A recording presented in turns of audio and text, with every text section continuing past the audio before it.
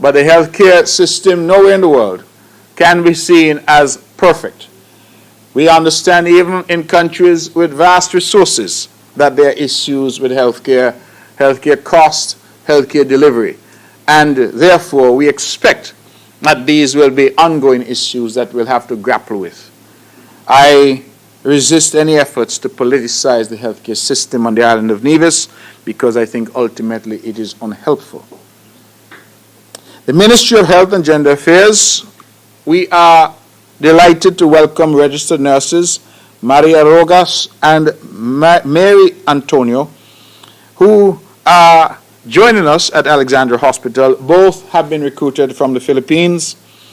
One is an expert in intensive care and the other in emergency care. Both together have over 20 years nursing experience. In terms of the CT scan machine that we all expect, I'm told it will be 128 slice CT scan, and I'm advised that when it arrives, it will be the only one of its kind in the sub-region. Part of the Nevis Island Administration's thrust towards openness and accountability. This morning press conference will be conducted as follows. The Premier will first give updates from the different ministries within the Nevis Island Administrations. Members of the press corps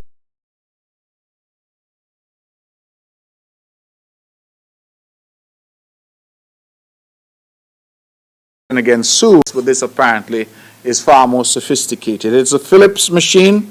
I would have hitherto reported that we expect that this machine will be here in the early part of this year. They have advised that there are some delays, but we are hoping for delivery sometime in May.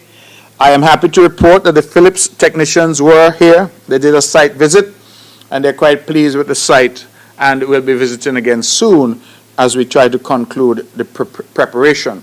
I should also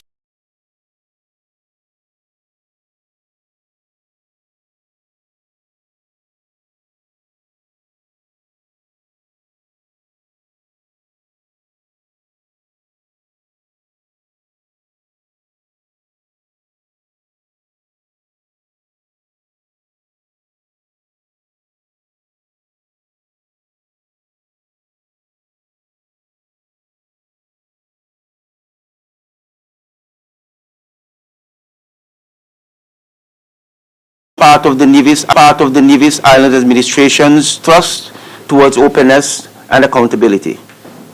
Part of the Nevis Island Administration's thrust towards openness and accountability. This morning press conference will be conducted as follows. The Premier will first give updates from the different ministries within the Nevis Island Administrations. Members of the press corps will be given the opportunity to ask questions. In so doing, you're kindly asked to give your name and the organization or agency that you represent, just in case we have to follow up with further information after the press conference. Ladies and gentlemen, join me in welcoming to the podium the Honorable Premier of Nevis, Mark A.G. Brantley. Good morning, ladies and gentlemen. Good morning to members of the press who are here, and those, of course, who are tuned in via the various media houses. I have quite a bit of information to pass on this morning, and so let me get right to it. I would want to start by congratulating Mr. Digel Myers and Jablin Taylor, both of the Bath United football team. They've been selected to join the St. Kitts Nevis senior men's national football team for the CONCACAF tournament, and I extend my deepest congratulations to them, two constituents from the Bath United football team. Let me also congratulate another constituent, Kezran Archibald. He has made the Cricket West Indies President 11 team to play against England next week. Kezran, or Kezi, as we all know him, is of course a very talented cricketer from the village of Brownhill, and we wish him all the very best as well. Let me segue quickly to extend the deepest condolences on behalf of the government and the Nevis Island Administration to the family of Chesley Pharaoh Davis, He was one of Nevis's foremost cultural historians, an MC and sports announcer who was very well known to all of us. Chesley would have passed recently. Let me also extend the deepest condolences to the family of Miss Nyan Farrell. Miss Farrell, of course, hails from Jessop's Village and was a senior Foreign Service officer in the Ministry of Foreign Affairs, and we extend to her family our deepest condolences. And let me lastly extend deepest condolences to the family of Mr. Jerome Pinney. Mr. Pinney is a well-known name. He was a stalwart in the water sector here. He worked with the Nevis Water Department from 2008 to 2018. His association with Nevis was large in the field of water drilling, and he was able to clean, drill, and develop a number of water wells on the island of Nevis. A contingent from the Nevis Water Department will be traveling to St. Kitts on the Thursday, the 24th February, to attend his funeral and to show last respects. Our prayers are with the families of all of those who mourn and all who have lost loved ones. Let me spend a moment to tell you what we've been doing in terms of public works. We have continued the construction on the welding and body repair shop at the government garage. That is now almost complete. We have continued the construction on the Butlers Road, a major road project that we are undertaking. And over the next 5 to 6 weeks, retaining wall construction will continue along the main village carriageway. Property wall reconstruction as part of the Bath Village Road Rehabilitation Project will start in 2 weeks. The department has already excavated and based off the Lower Bath Road from Vaughan Radio to Spotlight Disco. This road will be used as an alternative route during construction of the main Upper Bath Road, and the condition of this road will need to be improved to facilitate any detours. Let me publicly say to the youth in Bath that there will be some available jobs on this project, and we are hopeful that they will avail themselves of the opportunity to find work right in their village. Let me also say to the contractors in Bath that there will be work available on the walls and other work that needs to be done there, consistent with this government's approach that where we are doing projects in communities, that members of those communities are, we hope, the ones to be the primary beneficiaries. And so if you're listening and you're from Bath Village, we are looking for workers to be on this project. And if you're a contractor in Bath Village, we're looking for contractors to be on this project as well. And you'll be hearing more from me because I intend to come to Bath and to have the necessary conversations over there.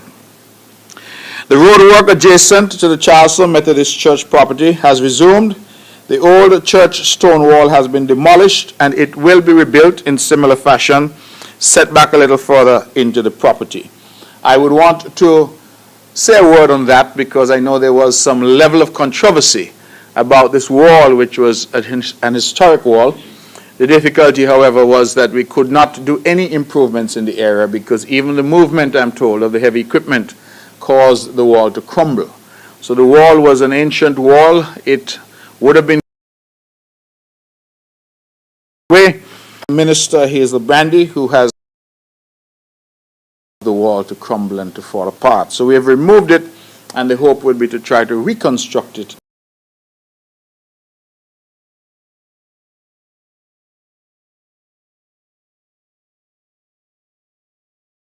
Chemistry analyzer, portable digital ultrasound machine.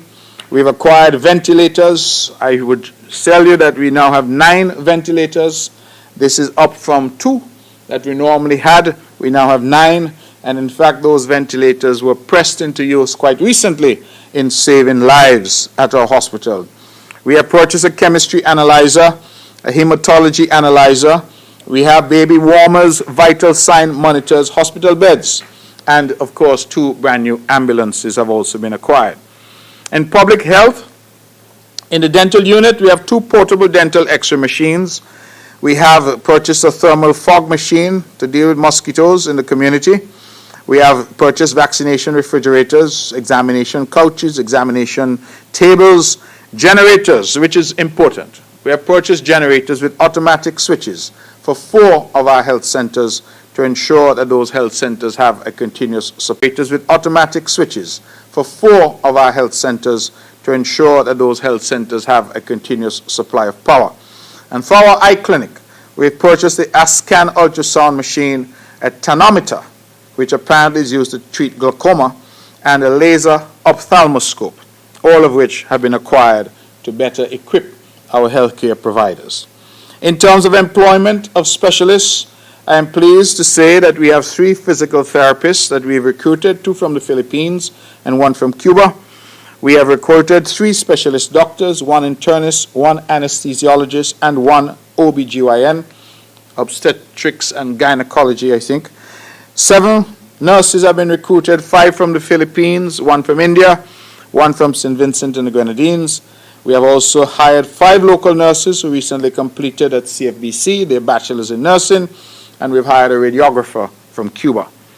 In the context of training, you would have heard me from time to time indicate that in the healthcare sector we have careers available in nursing. And we continue to encourage our young people to look at nursing as a career choice for them. We provide tremendous assistance for those studying nursing, and it is a field that we encourage young people to enter. Currently, we have 2 nurses who are in Jamaica doing a master's program, 1 in theater techniques and 1 in anesthetist, a nurse anesthetist, so anesthesiology. Both are being assisted, of course, by the Nevis Island administration financially. We also have 2 nurses who have recently completed the midwifery course at CFBC, and we have 3 that entered that course in 2022. All nurses who go there through the HR or Ministry of Health are provided with a stipend. For those who are employed currently as nurses and go off for greater specialization, I'm advised that they get 4/5 salary plus a stipend of $300 per month. And for those who are not yet employed to the government but have decided to do nursing, they get a stipend of $1,260 per month. And that is what we have been offering for our young people going off to nursing in St. Kitts. Let me add that at the CFBC. In terms of buildings and infrastructure, we have renovated and upgraded all of our health centers. We have improved security at the Flamboyant Home. We have built now a kitchen at the Flamboyant Home. We are also finishing now the main kitchen project for the hospital, a really extended and beautiful kitchen facility to service the entire hospital. We have upgraded our morgue facility to allow the authorities here now to do autopsies there. We have changed our gatehouse at the Alexandra Hospital to a respiratory clinic. We have built a double port garage, obviously double, because we have 2 brand new ambulances and we want to protect them from the weather. And we've improved the private ward area and converted some of it to an isolation ward. As I reported earlier, we have paved the parking lot, and of course the hospital expansion project continues apace. In terms of medical assistance, a program that I'm very proud of, as we await the rollout federally of the National Health Insurance Scheme, the Nevis Island Administration recognizes and has recognized for some time that some of our people who need medical care are simply unable to afford it. Many times we have emergencies that develop. Let us say an accident that happens on the road, and individuals find themselves needing acute care that is not available locally, sometimes not even available in the region. Many times they have to travel overseas for that care, and they simply do not have the resources and they do not have the insurance. Even those who have insurance, sometimes there's a bit of an issue sometimes, because a lot of the insurance companies say we will reimburse. That means we will pay you back. But that, of course, requires that you find the money to pay upfront. And only after you're treated, you get a refund or reimbursement. And a lot of people have that issue as well. Well, the NIA is cognizant of that, and so we have, for some time now, certainly under this administration, assisted individuals who require care overseas and are not in a position to access that care because of their financial limitations. We conduct a means test to ensure that persons that we are assisting do need that assistance, and we have capped the individual assistance at US $10,000. Using that cap, we have in 2018 assisted persons to the tune of $622,256.69. In 2019, $589,922.73. In 2020, $289,456.40. In 2021, $459,625.20. And in 2022, thus far, $108,676.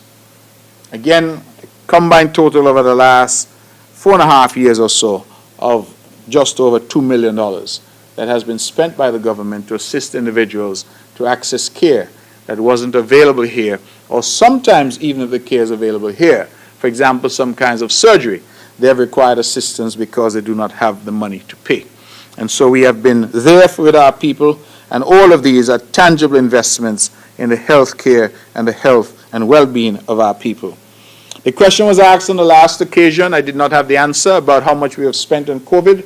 Thus far, I now have some numbers. In 2020, we would have spent $945,838.44. And in 2021, we would have spent some $1,298,538.77. And that included salaries and accommodation for the Cubans who were here for 18 months. We purchased medical supplies and equipment. We paid for testing, obviously, and testing supplies. And we did some retrofitting work at Prospect, where we have developed, as you know, an isolation wing. Developed it, but hoping that we never need it. Let me switch quickly from health to housing, also an important need of our people. And I would want to commend the Honorable Alexis Jeffers, who has led that particular thrust for the Nevis Island administration since 2013 and has done so with aplomb. He has said to me, and I believe it is worthy of repeating, that the NHLDC, the Nevis Housing and Land Development Corporation, had in the past in every election cycle been a topic of conversation. It had in the past in every election cycle been a topic of conversation because there was always the suggestion of some shenanigans happening at the NHLDC. We well know the ringtone House and Land that was developed here on the island, supported by documentation of things that would have gone badly awry at the NHLDC. He has said to me, and I believe it is true, that you don't hear anybody talking now about the NHLDC. And we take some of these things for granted, but I think that they're important to note. Because when we came to government, we said that we would come to government as a transparent body, a party that was committed to doing the right thing. And I believe that it is something to note that when we hear the critics, and there are many, in any democracy there are many, that they go back sometimes 15 and 20 years to find something to criticize. That they're not talking about the NHLDC anymore because the NHLDC has had rectitude and appropriate behavior restored there. And I think that we ought to note that. That, I believe, warrants a headline. No scandal at the NHLDC in the last 8 years. Let me report that lots are being sold at Morgan's estate, $6 per square foot. We have also acquired 6 acres of land to be divided in Morden Estate, which I'm told is the Cane Garden area, and we are preparing the subdivision of lands opposite the drag strip for leasing for industrial and commercial use. We have also, let me not say we have, we are also finalizing the purchase of just over 20 acres, I believe it is. I hope I have that number correct. I believe it's closer to 30 acres of land at Garner's estate, which we also intend to subdivide and make available to our people. Now, you may ask why it is that the Nevis government is purchasing land. And the reason is simple. Like our sister St. Kitts, we have had a slightly different history. And on the island of Nevis, people got out of sugar a long time ago. And as a consequence, the people of Nevis have traditionally owned land, owned their own land. And so you'll find that while there are lots of land, and you just want to, I tell people all the time, if you just go by the port at Long Point and you go south, you don't meet any houses or anything over there for a very, very long way. You have literally thousands of acres of land that is unoccupied and undeveloped, but is in private hands. St. Kitts, on the other hand, because of the sugar industry that existed over there for some time, and because, of course, Premier Bradshaw compulsorily acquired the land, and Prime Minister Simmons would have paid for those lands. The result in St. Kitts is that the majority of lands in St. Kitts are government-owned. It's a fundamentally different makeup as a result of our history. So in Nevis, we have been forced to buy land as a government to then make that land available to our nationals. In fact, the two developments that are currently being undertaken at the instigation of Minister Brand, the area representative for St. Paul's, one at Hamilton and the other at Upper Craddock Road, both were only made possible because we went out and bought land from private individuals to then do housing. It makes it far more expensive an undertaking because naturally we have to purchase the land and then do the housing, as opposed to having the land already owned by the government where we can just develop housing. So that has been an issue for us, but we have not shied away from our responsibility. And we have acquired land, as I've indicated, at Morden Estate. We've acquired land now at Garner's Estate. We're finalizing that, and you'll hear more about that, no doubt, as the weeks and months go by. In terms of housing, I am pleased to say that we are in the middle of a housing revolution happening on the island of Nevis. Why do I say that? I say that because for the first time in our history, we have 7 housing developments being done at the same time by the Nevis Housing and Land Development Corporation. 7 housing developments being done at the same time. We have in Cedar View, Phase 3 at Martin's Estate, 33 lots, inclusive of green space. Subdivision is with planning for review. At the Mountain Crest, Ramsbury Estate, Craddock Road, we have 22 lots, including green space. I think you'll see the homes going up there. Chimney Crescent, which is in the low ground, that is just above Cherry Gardens, we have 16 lots. We're going to start construction there very soon. Sugar Mill Residences up in Hamilton, we have 14 lots, and already some homes are being completed up there. University Heights, a development that we're very proud of, because we offer the land to university graduates at $1 EC per square foot.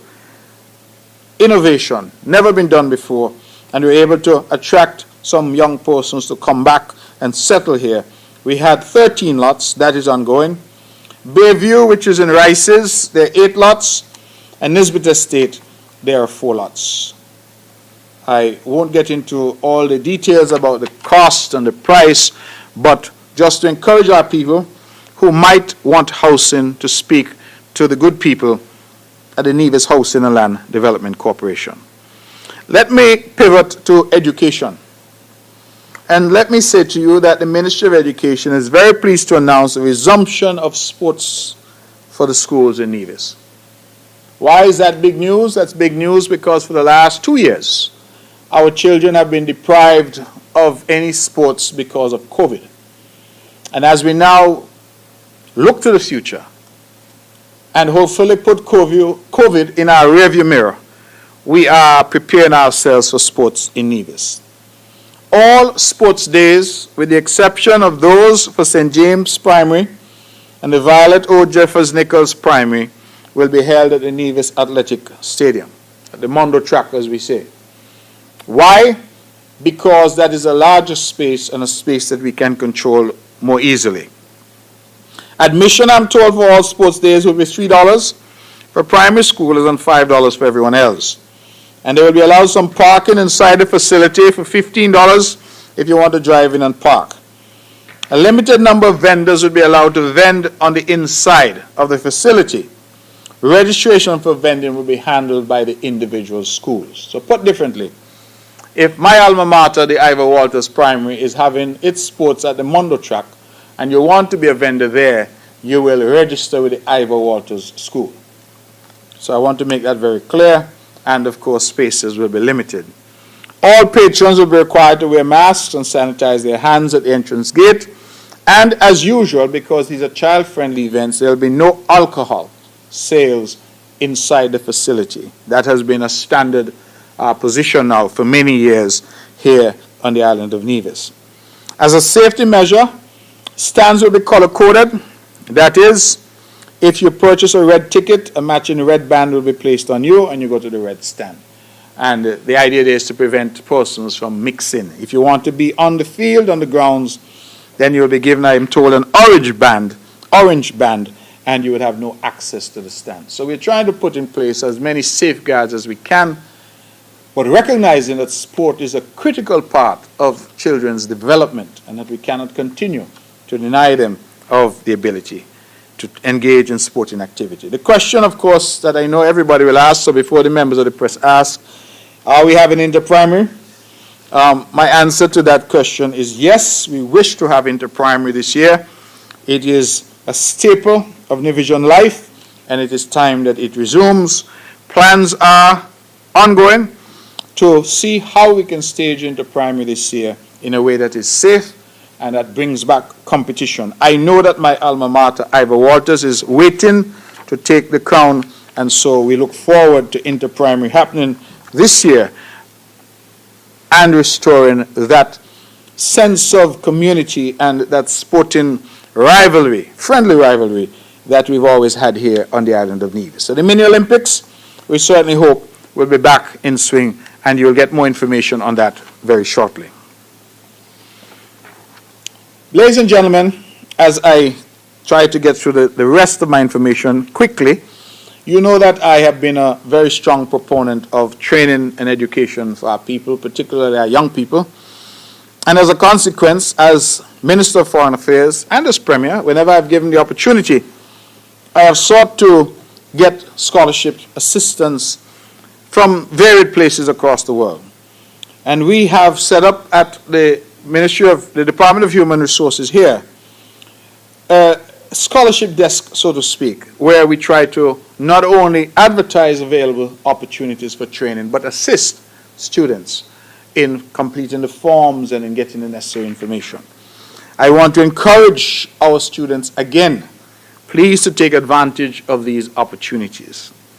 I continue to make the case that it is far more sensible for you to take a scholarship and go away and study and come back without a student loan than to force your parents to go to one of the banks and take $100,000 in loans for the same education. And I mean that, because I assure you that I went to some of the best schools in the world, as many of us here would have gone. I can't recall anybody asking me where I get my degree from. If you have a degree, after a while, it's just about doing the work. So if I could get my degree from Taiwan and come back speaking Mandarin, and you would have gone to the United States and got yours from Monroe College or wherever in the U.S., come back speaking the same English you left here speaking. You come back owing $100,000, I come back free as a bird. We have the same degree. Which one to you makes more sense? And sometimes maybe you got to talk like this, so you break it down in the simplest form. Why are people still going to borrow money to study when scholarships banging dog here? And people say, oh, they're too far, that too far, me no know nobody there, me no got no family there. But you're not going there to live, you know. You're going there to study, to learn, and then to come home, to contribute. And I assure you it is better to come home debt-free than to come home saddled with student loans. And so again, I'm encouraging you to apply for scholarships to the University of the Virgin Islands. The deadline is the 31st of March. Azerbaijan is offering us scholarships. You have to be fully vaccinated, but if you're interested in doing bachelor's, master's, or doctoral degrees, your deadline is the 4th of March. We have Taiwan is offering its usual scholarships. Deadline is the 8th of March. We are accepting applications for Ross University. Persons interested in veterinary medicine right there in St. Kitts. We are also accepting applications, for those interested in attending Windsor University of Medicine in St. Kitts. We are accepting applications for the OAS Marconi International University scholarships. The deadline for those, 15th of April. Nevlec, our electricity company, is accepting applications for the Cedric and Bristol Scholarship in electrical or mechanical engineering. The deadline is 16th May. We are also accepting scholarships, we're accepting applications for financial assistance and study leave for further studies. That is now from our public servants and from divisions here on the island. Please note that law, medicine, and business studies do not form part of our priority list. Let me say that again. Please note that law, medicine, and business studies do not form part of our priority list. The deadline to receive application is 31st March. Now, you may ask, what is that about?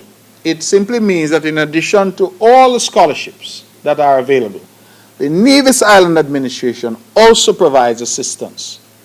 And you are asked to apply if you, for example, didn't get one of these scholarships, or you've applied and you're waiting for word, and you need some assistance from the NIA.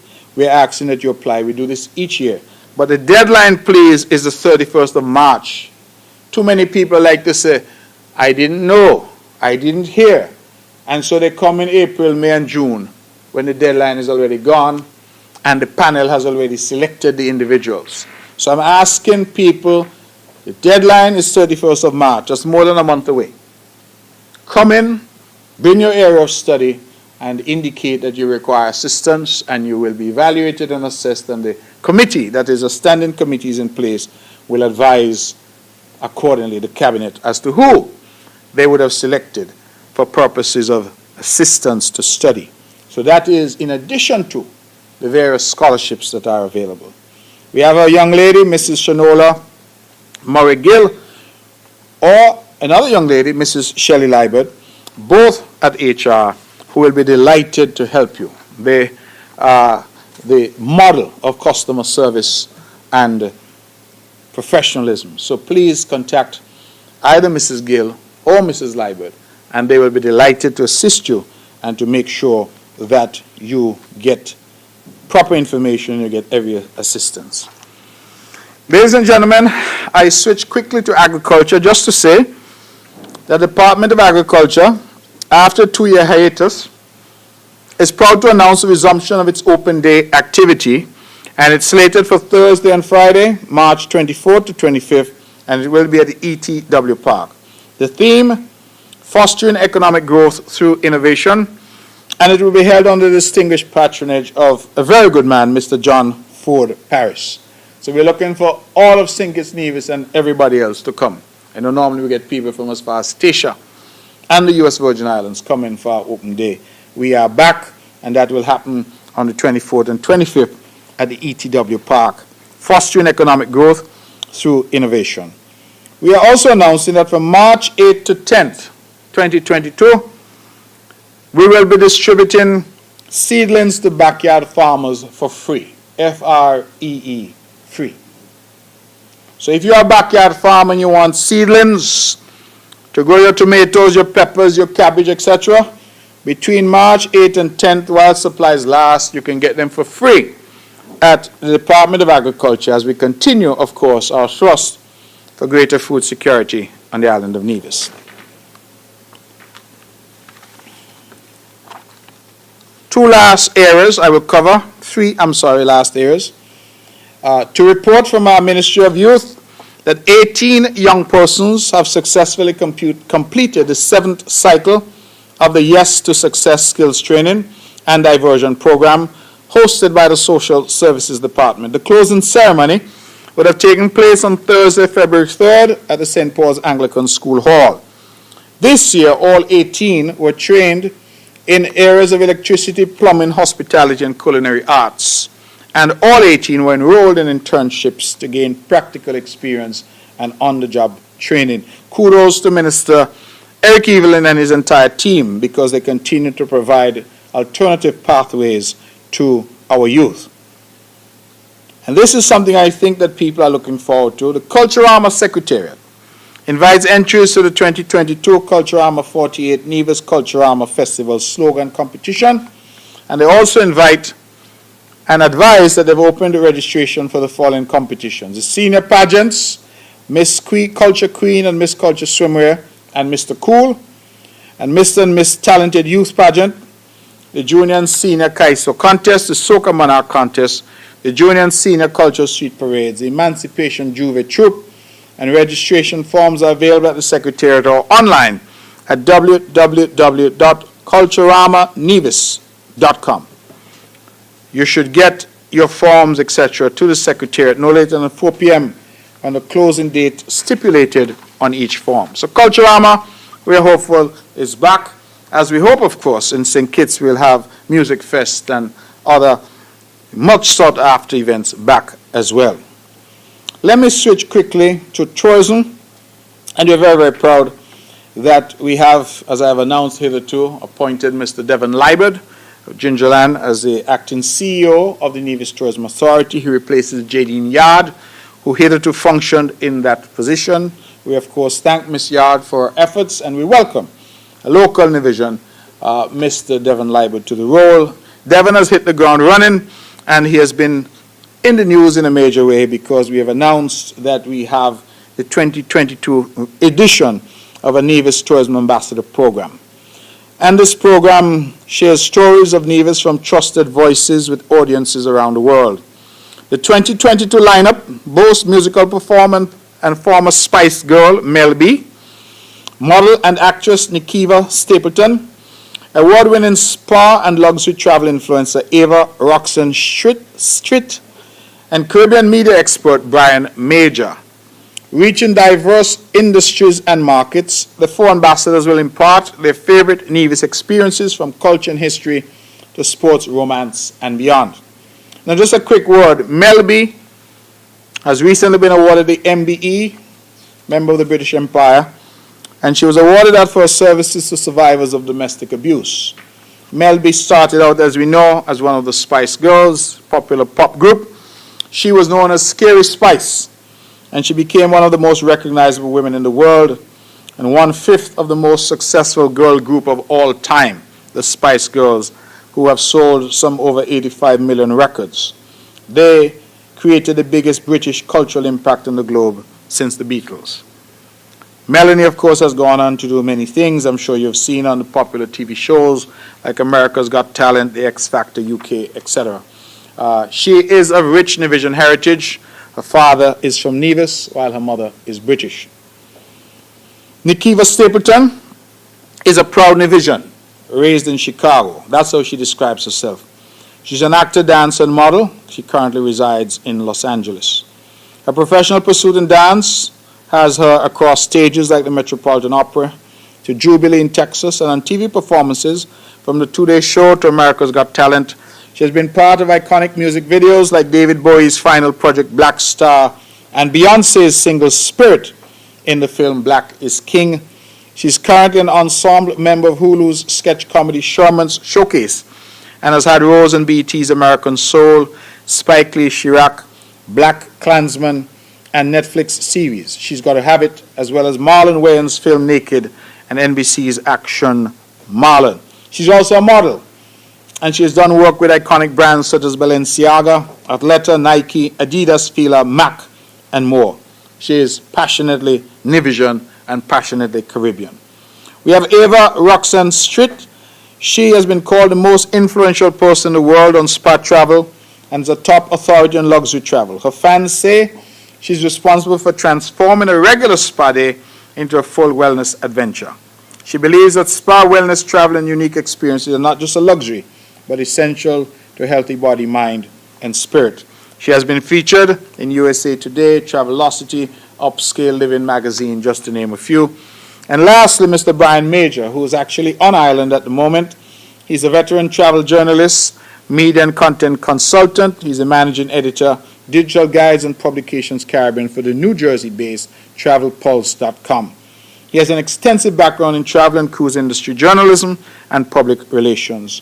His travel writing and photography have appeared in afar.com, Condé Nast Traveler.com, travelandleisure.com, and usatoday.com. And Mr. Major's grandma is from St. Kitts. So we have persons who are connected to St. Kitts and Nevis stepping forward as our tourism brand ambassadors. And knowing the Nevisian public and knowing the members of the press who come to this press conference, let me say at the outset that they're not being paid. that their role as ambassadors is one that they're doing for free. They're doing this because of their love of the island of Nevis, and they wish to help us in promoting the island. And in the case of three of them, Nikiva, Melby, and Brian, their roots clearly are here. In the case of Miss Stritt, she has been selected because she's an influencer insofar as the spa and leisure travel is concerned. Let me end, ladies and gentlemen, by just giving you some stats which I think are interesting. I always check the movement of the Oali Water Taxi facility. Why? Because I think it indicates, as it has now become our major entry point into the island of Nevis, what's happening. I would wish to just give the numbers which are total. I have them monthly, but I'll just give the totals. For 2020, we had 66,507 persons using that facility. In 2021, we had 87,192 persons using that facility. And thus far, for 2022, for the month of January, we've had 11,340 persons using the facility. Just to recap, 2020, some 66,507 persons used the facility. We increased that by 31%. By 2021, 87,192 persons used the facility. And so far for January of 2022 already, some 11,340 persons have used the facility. And to put that in context for you, in 2020, before the pandemic, January, 11,332 persons used it. By 2021, when we were in the teeth of the pandemic, that had fallen to 5,888. And now in 2022, as we re-emerge from the pandemic, we're back up to pre-pandemic levels, and we have the highest January number thus far, 11,340. I will leave it there, ladies and gentlemen. I know that I've said a lot, and now invite your questions. Thank you very much for your patience. Good morning. Good morning. Monique Washington, St. Nevis officer in this paper. Starting where you finished, you're speaking about the Oali Pier. When will the second phase of this pier be completed? And the cost for PCR testing at the hospital, what will the cost be for that? Now, with the official release of the about two MSR movies, is the island of Nevis or even the local actors entitled to any royalties that will be coming from these movies in years to come? Second question, with the gas prices rising, how far off is Nevis geothermal project? I know you keep saying that you are speaking to the investors and so on and so forth, but what really is a major issue with this project, why it hasn't started as yet?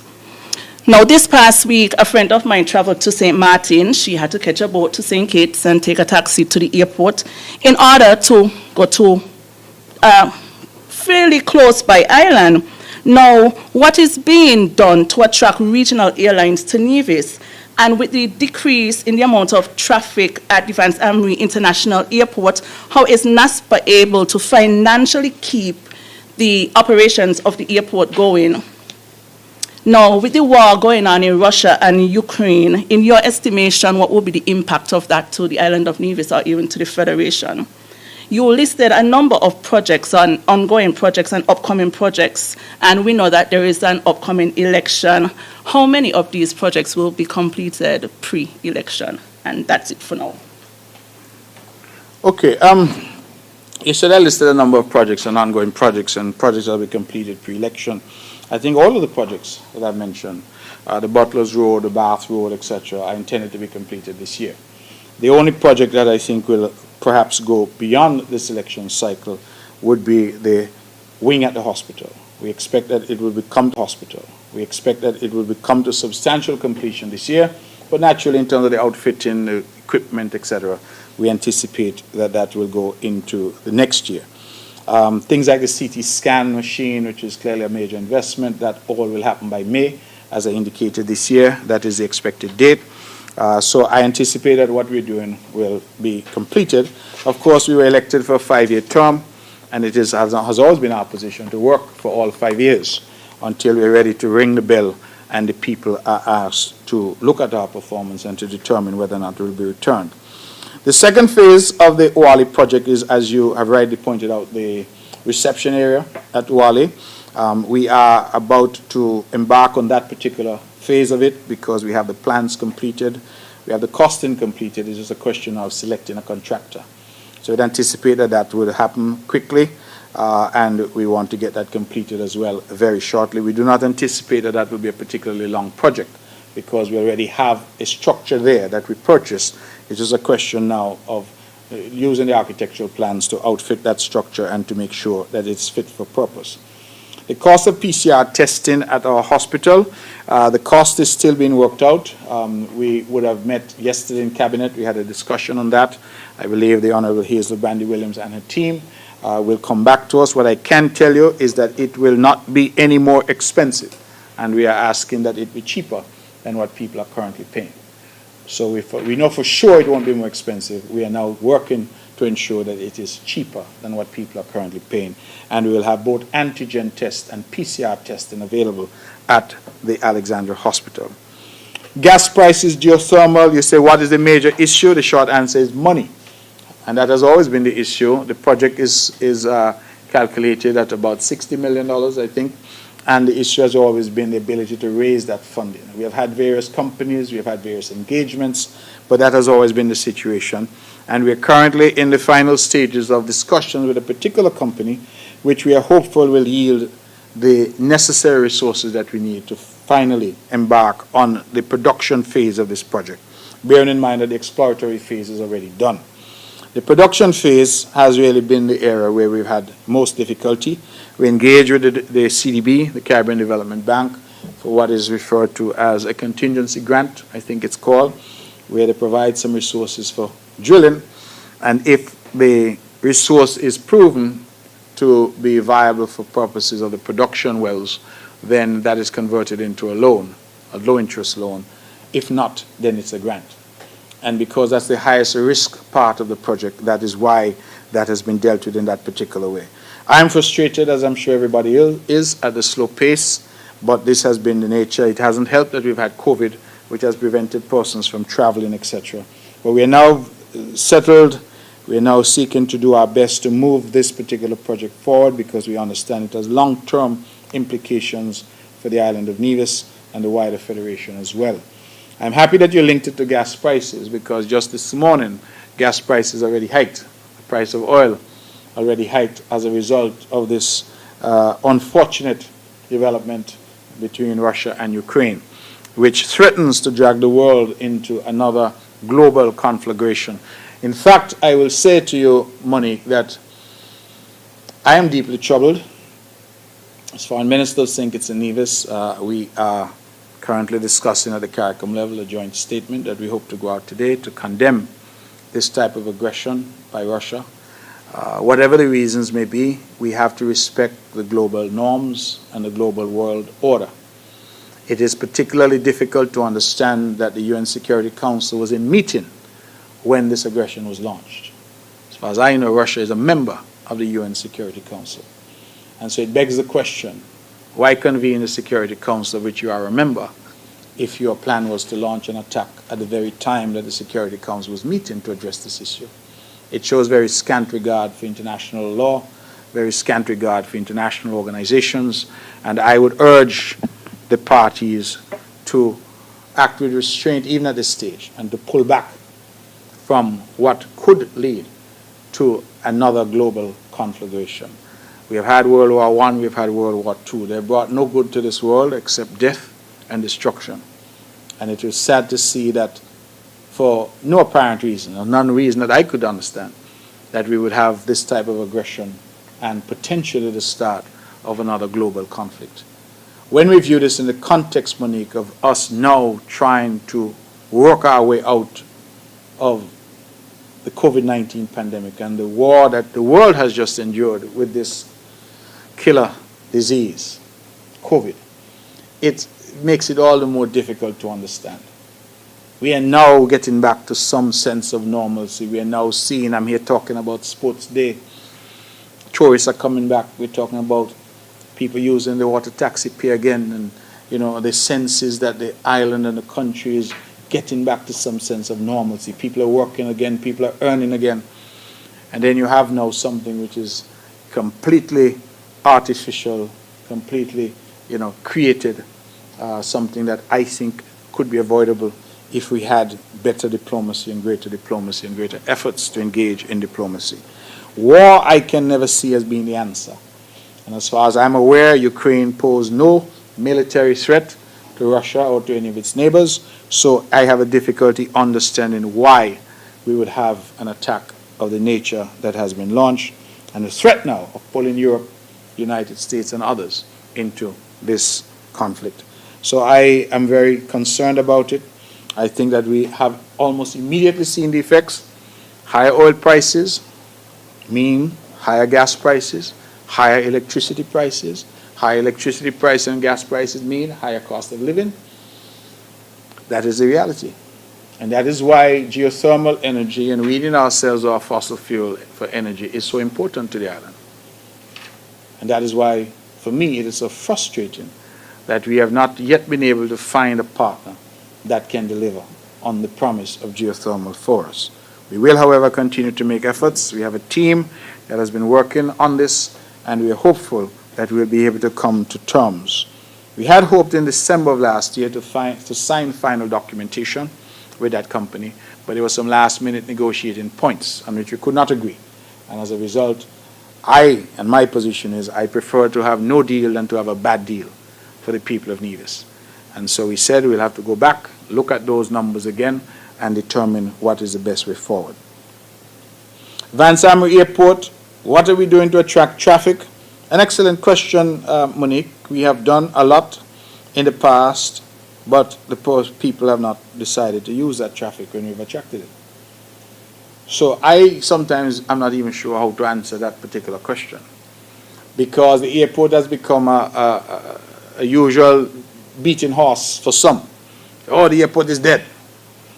But as Minister of Tourism, which I was from 2013 until now, I have brought Tradewind Aviation to Nevis. I have brought Silver Airways, it's now called, but they used to be called, my memory is leaving me now, but it used to be called something before it was renamed Silver. That used to come. We brought this airline that comes from the Virgin Islands as well. It comes in, and in fact at one point was based here. I'm thinking something, but my Sunshine, that's right, Sunshine. They have come. Transanguilla. We have brought, Winair was here. And all of them have pulled out. And all of them have pulled out for the same reason. People aren't using them. And I have complained right here from this podium that we have Nevisians who are traveling, who have left Nevis, take the boat, take the taxi to RLB, and take the same Silver Airways.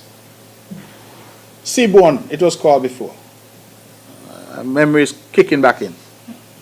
Take the same Seaborne. I have recounted publicly that we used to have a minimum revenue guarantee arrangement with Seaborne at the time. That the plane carried 34 passengers. Once it carried 10 or more, Nevis didn't have to pay anything. 10 or more. And I was on a flight from Sangwang on Seaborne, and I counted 12 people going to Nevis. The plane was going to land in St. Kitts, and then take off and come Nevis and spend the night in Nevis. And I said, praise be to God. At least for this flight, we will not have to pay anything. And when we landed in St. Kitts, 4 people, a family that was headed to Nevis, get up and start to take up their bags.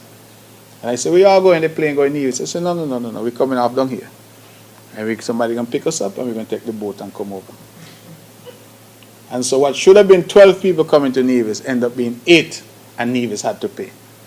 And so the airlines themselves start to say, listen, yes, we're prepared to come to Nevis. Yes, we're prepared to use Vance Amory. But the people are refusing to fly out of Vance Amory and refusing to use the facility there. So I don't know what to say.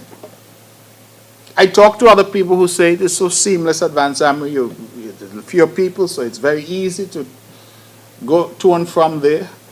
But people prefer to go to St. where there are mass people, line up for long lines and all that, pay their departure tax and all that in St. pay the taxi in St. and fly out of St. And then when I ask people, because I've actually asked, they say, oh, immigration and customs in St. Kitts easier. In Nevis, they like turn up your bag.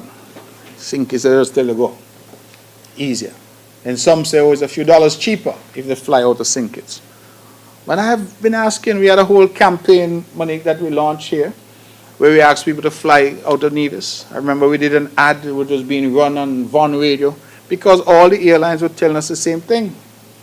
Look at Winair. Winair was a staple here for years. And Winair pulled out, and I always credited then Premier, Mr. Parry, because Mr. Parry did what he had to do by subsidizing Winair to bring them back. Because Winair had pulled out of Nevis. And as we got in, Winair continued to have the problem of low loads. And for the life of me, I can't understand it.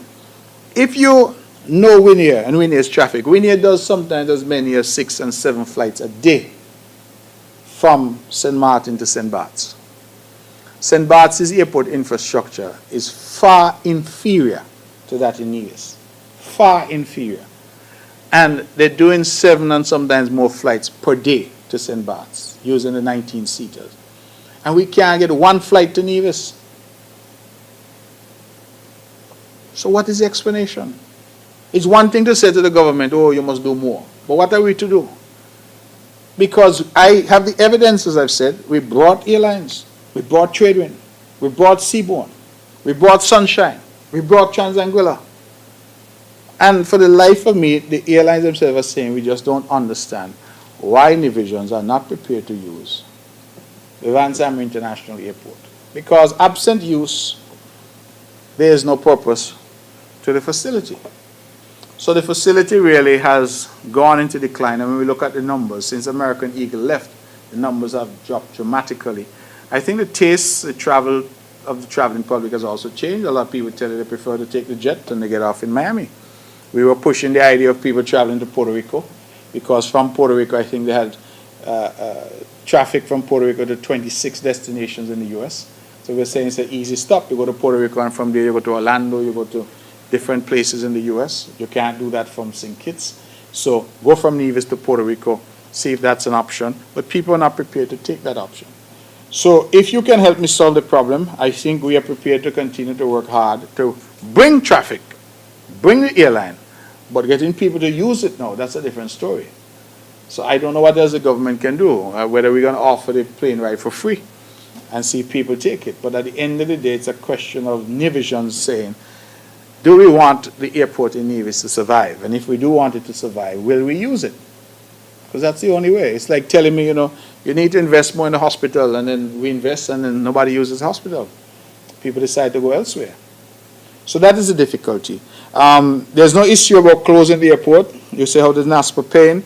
Well, the truth is that is a critical bit of infrastructure. We'll have to have it there, and we'll continue to have it there. We are in advanced negotiations now for a major project there, but I'm not yet in a position to say much to the public on that. We're hopeful that we'll be in a position to say something to you soon on that particular issue. I believe I've covered all the points. MSR and royalties, I don't know. I would think not. I would think that persons, if they are acting, they will get paid, and that would be it, that they get paid. The royalties, as far as I would understand, would go to those who own the movie itself. But again, I may be wrong. I'm not an intellectual property expert. Okay. Going back to geothermal, you said that money has always been the issue. Now, let's say that the money cannot be raised, or it's more difficult to be raised. What happens to the geothermal project then? Will the NIA abandon it? And is there a time frame you're looking at in which money should be raised for this project? Short answer, we will never abandon this project. It is too important, and we have to find a way. We have thus far been unable because those that we've partnered with have been unable. And that has been the real difficulty that we faced. But we have not abandoned that. In terms of timing, I believe that the suggestion is that by April, that was the date, because the CDB has a meeting in April this year. So that is the date that we're looking at in terms of the financing to be in place for this project. So I have been very reluctant to engage with the press on this particular matter because I didn't have concrete information. And I think, as you rightly pointed out in your earlier question, I keep saying that discussions are ongoing, because that's the truth.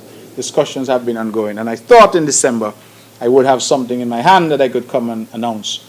But regrettably, we parties disagreed on some key aspects of the negotiations. And as I said, I am not committing Nevis to anything that I think is unfavorable to the island of Nevis. And I made that very clear to the proposed developers.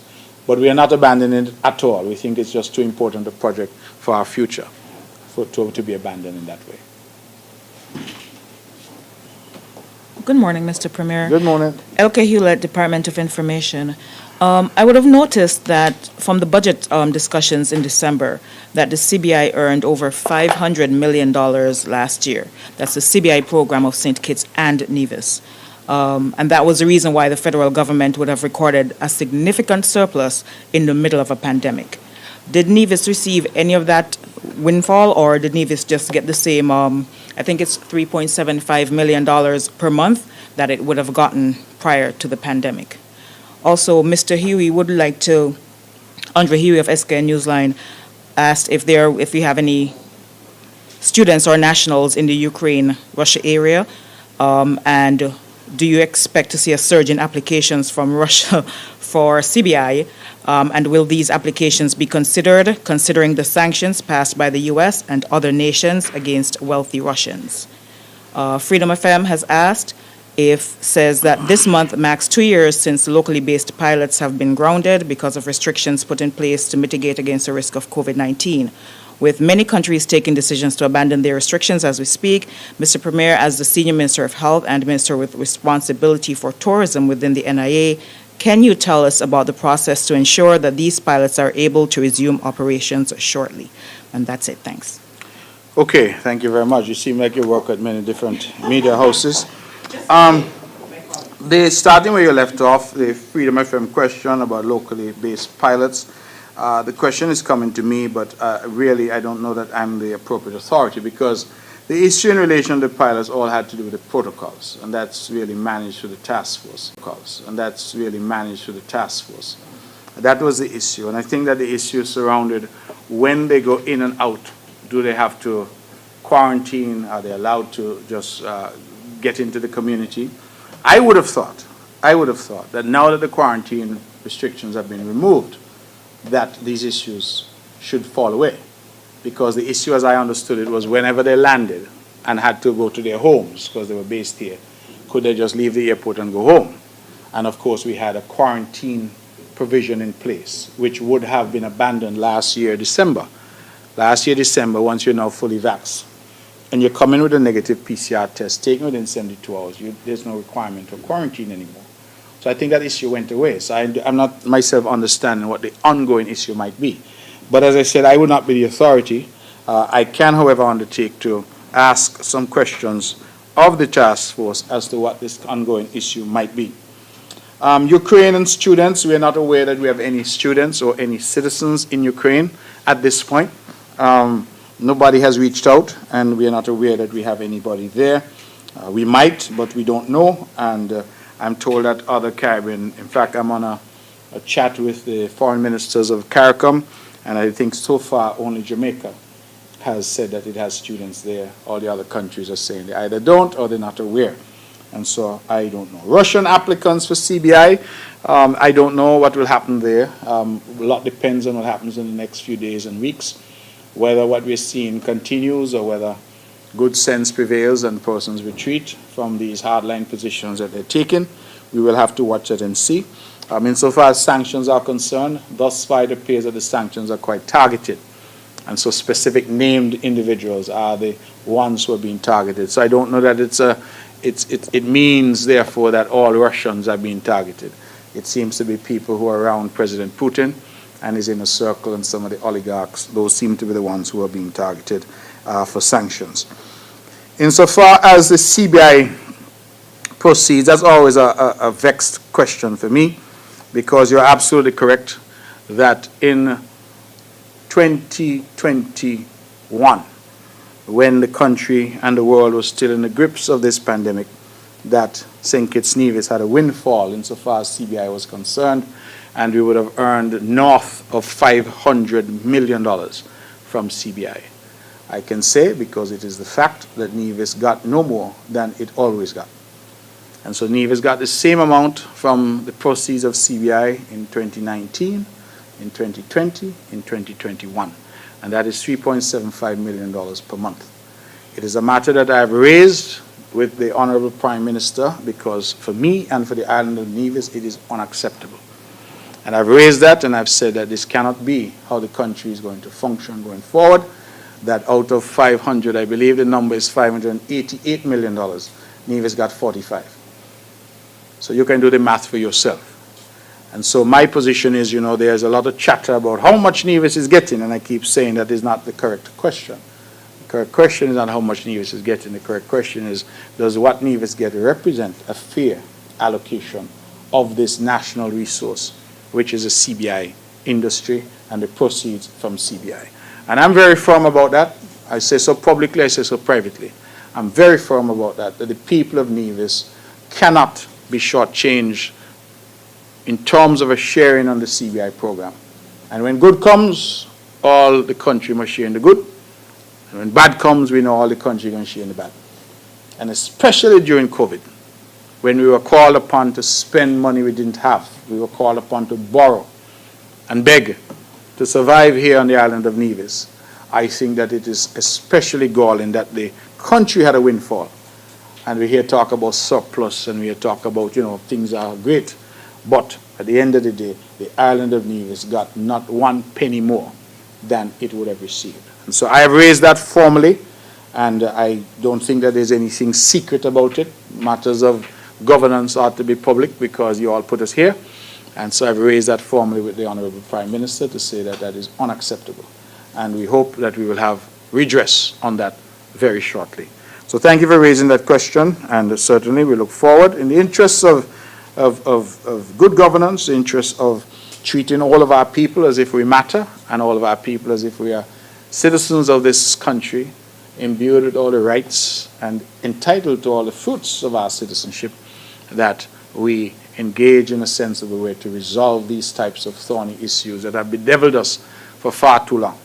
And so that is my position, and I'm sure it's a position in which the opposition in Nevis will join hands with me, because it really matters not who is in government in Nevis. This issue predated me, this issue has continued, and this is an issue that has to be resolved. And I hope I'm clear in relation to that, because as the Premier of Nevis, I am not going to relent or resile from that position that the people of Nevis must get their fair share of benefits from these types of initiatives that are national in nature. I remind us all that when Canada imposed visa restrictions on the people of St. Kitts and Nevis, Canada never said, if you're born in St. Kitts, you have to get a visa, but if you're born in Nevis, you're okay. Canada said, Tut Mun Saman Bagay had to get a visa. I say that to say that when that difficulty arose, the entire country had to bear the burden. Well, if that is the case, how come when the money comes, that the entire country doesn't share in it equally and equitably? And if there's any division out there, and anybody living in Nevis who doesn't understand that, and any right-thinking member of the Kiddishan community who doesn't understand that, then I think we have a serious problem. Because to me that is as clear as day. And I continue to maintain that position, and I will continue to maintain that position. I was of that view in opposition, I'm of that view in government. The country needs to confront the situation where resources are lopsidedly allocated, and we have to confront a situation where the people of Nevis have access on an equitable basis to the resources that flow into the country from national efforts. I didn't bring my passport with me, but I beg you to check yours. It says St. Christopher and Nevis. That's what it says, St. Christopher and Nevis. It cannot be that Nevis continues to get the crumbs from the table. We have to do better. And that is something that I am adamant about, and something that I will not resile from. So thank you very much for the question.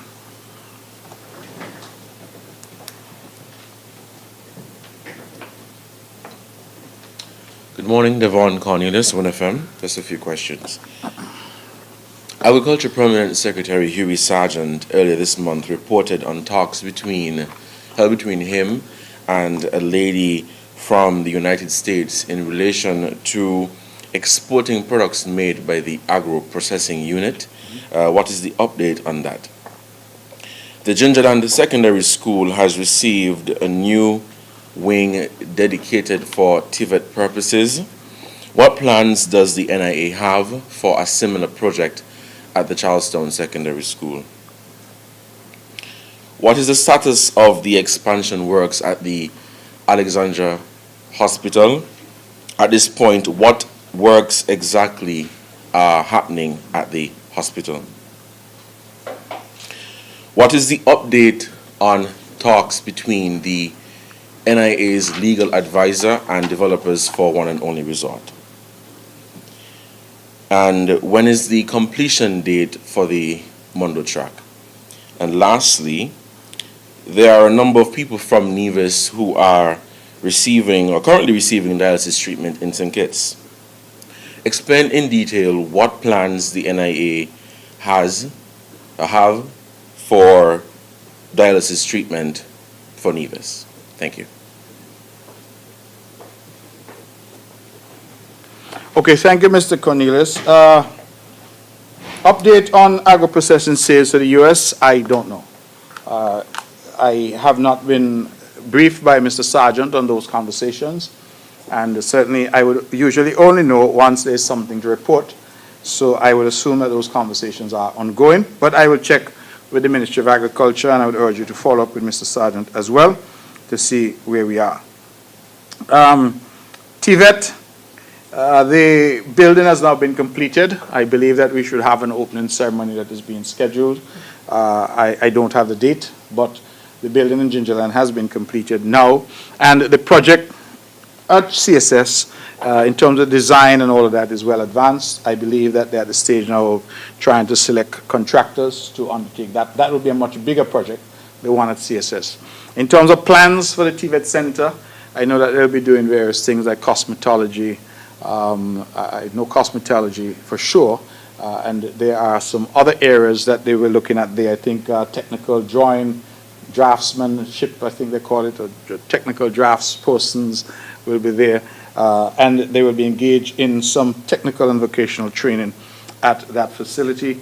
So I would expect that we'll hear more from the Ministry of Education as we get closer to the opening ceremony for that particular facility.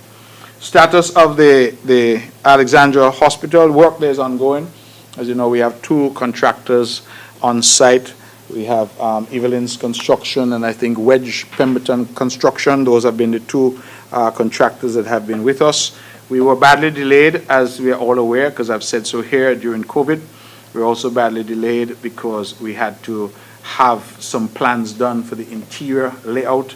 All of that is now finished and the work has resumed the pace. The last update I got is that we were at the stage now where windows and the like were being ordered, to be installed. I do not know how far along we are with that. I would assume that that is being done because that was several weeks ago. And so we would expect in short order to see the facade of the building done, to see the windows installed, and what we are now engaged in, I'm told, is the interior work. So work like tiling and all of that. That is being done on the inside of that building. So that is why we're thinking that we will have substantial completion this year, and thereafter we deal with the outfitting of the building. Let me segue to your last question because I think it's connected, the issue of dialysis. You're right, we do have a few patients being dialyzed on St. Kitts, and it is a burden for them because they have to obviously travel back and forth. The NIA has sought to assist insofar as travel is concerned. During the pandemic, for example, when travel was restricted, the NIA rented the boat, private charter, to take them over the 3 times a week that they needed to go over to be dialyzed. I myself have recently visited the dialysis center in St. Kitts and met and spoke to our our patients who were there being dialyzed and get a sense from them directly, because what I find is there's a lot of chatter around the issue. It clearly has become a political football, unfortunately, but I like to talk to the people that are actually being impacted, not those who are out there talking, but those who are being impacted. And from my conversations with them, I didn't get a sense that they were not satisfied with the treatment that they were receiving on St. Kitts. They were getting good treatment. They've been well and professionally taken care of over in St. Kitts. And let us remember that prior to this, people had to go to St. Martin and to Anguilla. They are now going to St. Kitts, which is just next door. That, however, has not meant that we are not committed to providing dialysis treatment on Nevis itself. We have, and in fact in the new wing, we have a dialysis center that should be part of the new wing at the hospital. So all that we've been doing really is to try to get that bit of infrastructure completed so that we can install all that we have committed to install there: new surgical suites, dialysis center, new imaging center where we will have the CT scan and all of that, and I believe a significant area for rehab and for physiotherapy. Those are the four broad areas that come immediately to mind.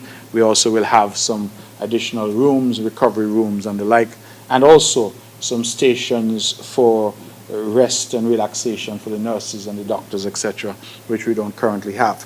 So we intend and are committed to the provision of dialysis on the island of Nevis, but I want to emphasize that no one who requires dialysis at the moment is being deprived of treatment.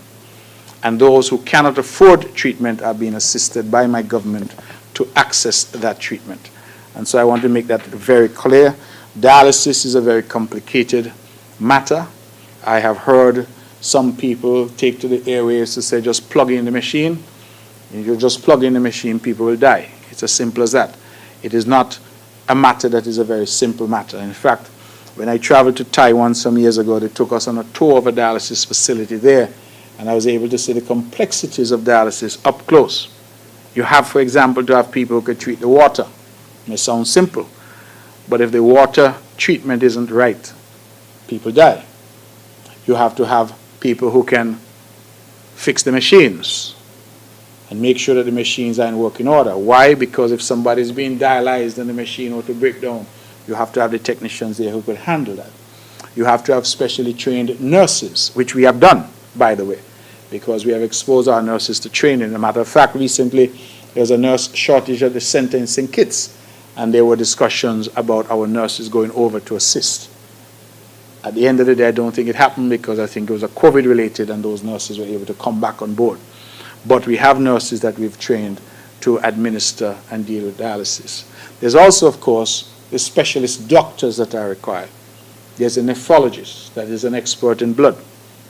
That person has to be there. St. Kitts has a nephrologist. We do not have one in Nevis at the moment.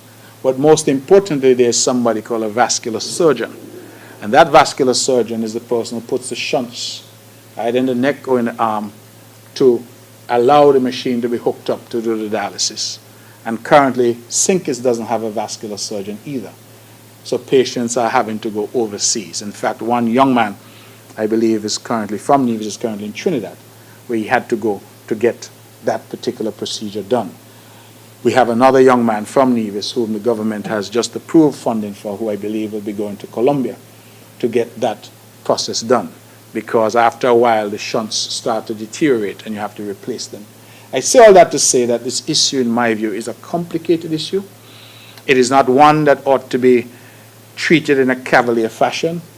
Because we don't have dialysis machines hooked up and operational yet in Nevis doesn't mean that the government has not been taking care of patients requiring dialysis.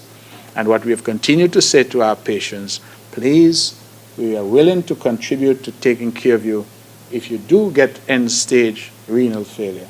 But we are praying and hoping through the work of the Health Promotion Unit that you do not allow yourself to get there. That some of the things we're doing and promoting, checking and making sure that your health is in order, watching what you eat, doing your exercises, etc., that we can take care of each other in that way. And we adhere to the old adage of an ounce of prevention being better than a pound of cure. So when people get there, we're prepared to help, but we are hoping that people will not get there because they'll heed all the warnings and heed all the invitations that they continue to get from the government to to do their part and to be a part of what we're trying to do to have a healthier society. So I segue to that because that's part of the hospital expansion project. Update on the talks with One and Only. I don't have an update, regrettably, to give you because those discussions are ongoing. Let me just be clear that the discussions are not with the One and Only. The discussions are with the developer.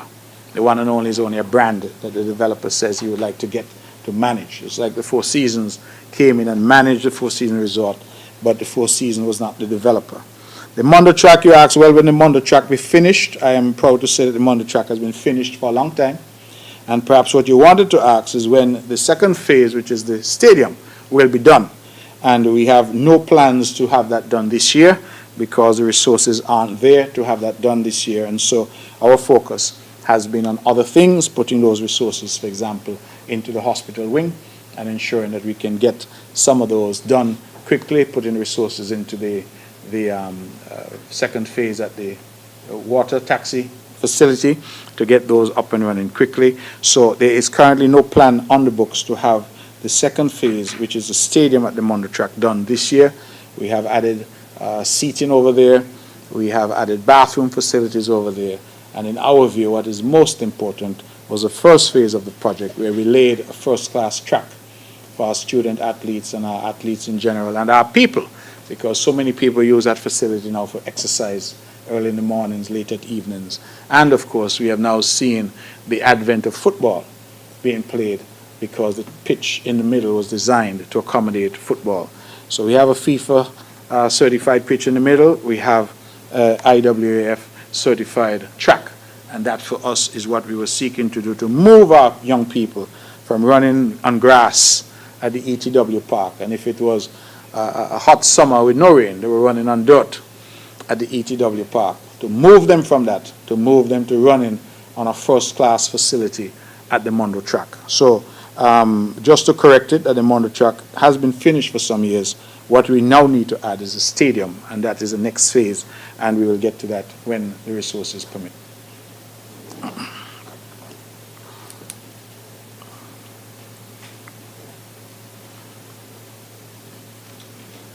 Good morning, Mr. Premier, German Abel, SKN Vibes. I have a couple of questions in this first round. So the first round? Yes. First question has to do.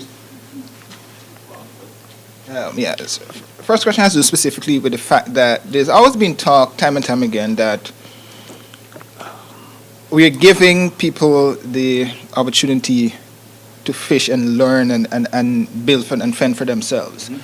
But with COVID-19 and the ripple effect that it had on both economies and everywhere around the world, and we're seeing food prices and everything increasing, from the government's perspective, is there any idea or interest in maybe increasing the salaries of public servants, maybe by a percentage, rather than doing the one-off 13th-month quote-unquote salary for public servants?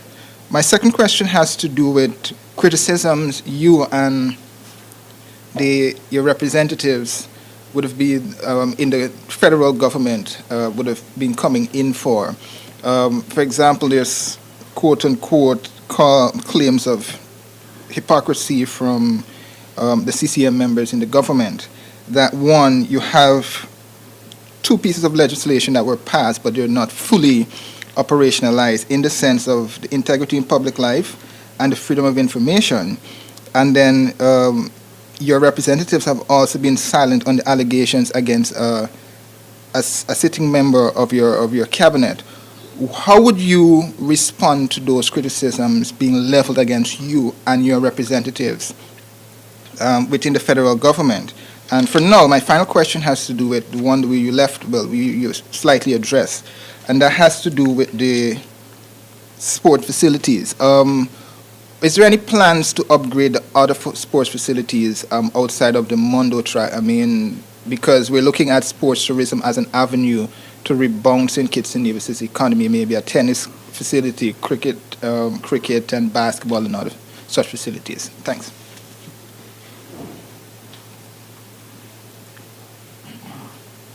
Thank you very much, Mr. Abel. Increase in salaries for public servants, I do believe that this is a matter that is being looked at. I think that there is a committee at the federal level that has been engaged in looking at this. I do not have an update for you at this point, but I can assure you I can get one for you. It is something that we have been looking at for a while. It perhaps would have happened already were it not for COVID and the difficulties that clearly the economy was experiencing during that period. But it is something that we have been looking at, and I would anticipate would come on stream fairly quickly. You say the CCM has been subject of criticisms. I confess I must not be in the same spaces as you, because I haven't heard the CCM being involved in any of this. And I hope you're not saying that to preface your question to make it sound like it's a buzz out there. You actually heard something? Okay, I accept that you heard something then. That we haven't operationalized IPL and freedom of information. The fact is that we have been operationalized and working with the IPL in Nevis now for the past 3-4 years. I have filed my my list of assets and liabilities to the Integrity Commission in Nevis now for at least 3 years.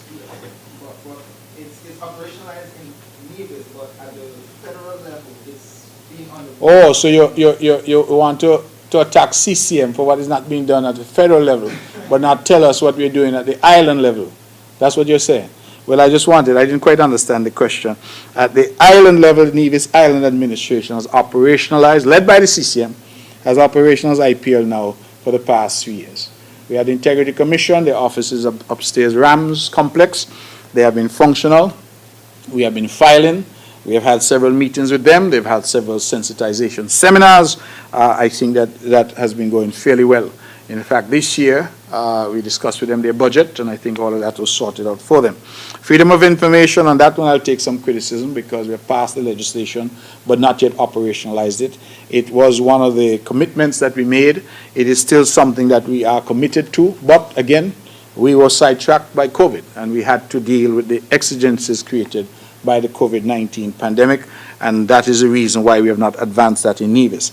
I would think at the federal level, based on the discussions that I've been privy to there, that there's also the intention to activate these bits of legislation there. In fact, I know that in St. Kitts, we have already appointed an integrity commission, headed, I believe, by a former judge, her former Justice, Madam Justice Pauletta Lance. So the infrastructure is in place. It's just a question now of deciding when do we start the filings and when do we require it. There was also some cleaning up of the legislation that they wanted to do to ensure that it aligned perfectly with what we were doing on Nevis, to ensure that, you know, you didn't have one set of requirements over there and a different set of requirements over here. So I have no doubt of the commitment of the federal government to ensure that IPL and freedom of information become realities in terms of actually functional bits of legislation on the ground. And here in Nevis, I renew my commitment to get the freedom of information activated. I think that we have kept our commitment to have IPL functional, and it is fully functional for the past 3 years. It's functioning so good that people don't even remember that we never had it before. Allegations against a member of cabinet, I'm not so sure what the allegations are. What I will say, members of cabinet are routinely subject to allegations. I hear that I have done things that I'm not aware of. I hear that I go to places that I'm not aware of. And so I don't respond to allegations because it makes no sense. My personal mantra is to ignore the noise, and I try my best to ignore it. So if there's something of substance involving the government, impacting the work of the government, then certainly it is something I think that we should have a view on. But if there are allegations involving an individual which may or may not impact his or her ministerial duties, then I don't think that's for me or for colleagues in CCM to get involved in. I think a lot of times we're baited. People want confusion. They want a little melee.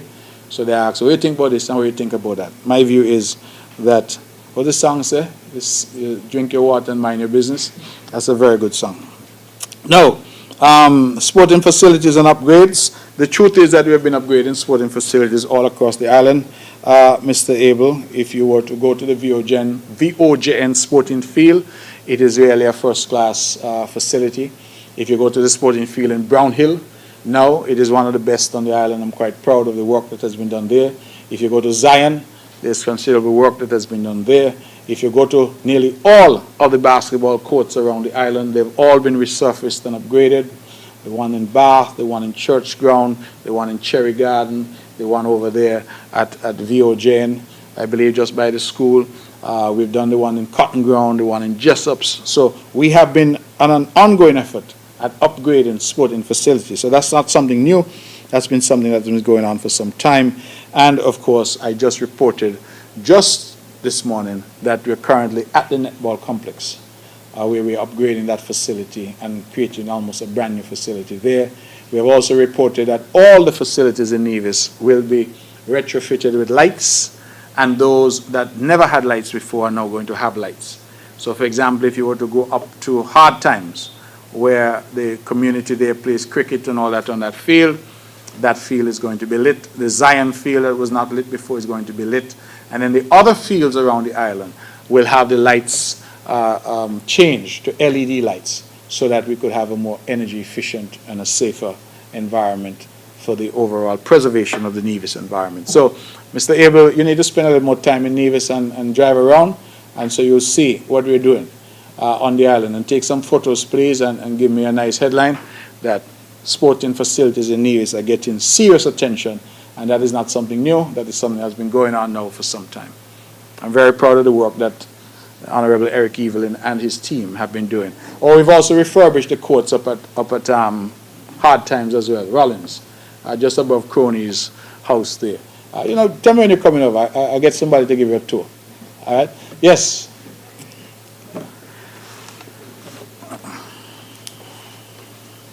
Good morning, everyone. Good morning, Mr. Premier, Jarvis Brown Van Radio. Just a couple of questions, sir. In light of the fact you would have spoken about nursing earlier, and you would have touched on stipends, etc. Yes. And of course, we know during the COVID-19 pandemic, the government would have regularized nurses' salaries, etc. In that regard, the simple question is that what more can be done to encourage more persons into this nursing profession? Because, as is the case with St. Kitts, Nevis also has a shortage of nurses. So that's the first question. The second question is that in terms of the MUA University in Nevis, throughout the COVID-19 pandemic, that university would have seen students going back to their homeland, so to speak. And of course, while they were here before the COVID-19 pandemic, they would have contribute to local entrepreneurs, etc. They would have persons would have leased vehicles, persons would have eaten at restaurants, etc. So the question is that what is the government or even the university doing to sort of get back those students physically on the island? And those are my questions. Okay. Excellent questions. Thank you very much. The MUA question, I think, is really such an important question. We have seen in St. Kitts that the Ross students have come back, and we now see the activity all along the strip and in Frigate Bay as a result. You're absolutely right. These are tourists who are here for 9-10 months out of the year, and so their contribution is immense. They rent places, they rent cars, they eat out, as you say, they go to the supermarkets, they consume, etc. So it is absolutely critical that we get the MUA students back. I'm told that they've started to come back.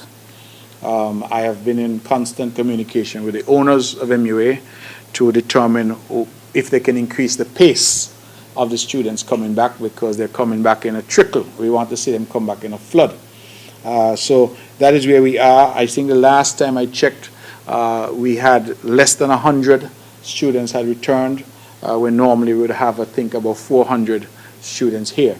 Part of the problem, it appears, is that students have grown accustomed to being able to do their studies online. And because they can do it online, that's what they did during the pandemic. That has become sort of the new normal. And so they're asking the question, well, why should I travel and incur all that when I could stay home in my room in my mother and father's house and do my medical degree? There is, I think, very little that the government can do by way of incentivizing them to come. I'm aware that some of the universities, because I've not looked just at MUA, looked at others. Ross, for example, Ross is big enough and wealthy enough. Ross organized charter jets, flew them in 100 plus at a time into RLB. Other schools, I'm told, are offering things like free airfare. They're offering to pay their rent for them here, just to get them to come back. So there's a lot that's going on in that space. And from what I gather, there is also fierce competition among the schools for students. So what is happening is, as one says, well, I'll offer you a free flight, another one says, well, I'll pay your rent. Another one says, well, I could tailor-make something for you so that you could do it online. You can spend more time online, so you don't have to be here. Or you only, instead of coming here for 10 months, maybe you only need to come for 2. So the COVID has set this thing on its head. I absolutely agree with you that the best case scenario for Nevis is to have those people back, and we continue to work with the owners to see how we can partner to ensure that the students come back and the students are here. Nevis, I think, is safe. COVID cases are now very, very, very minimal.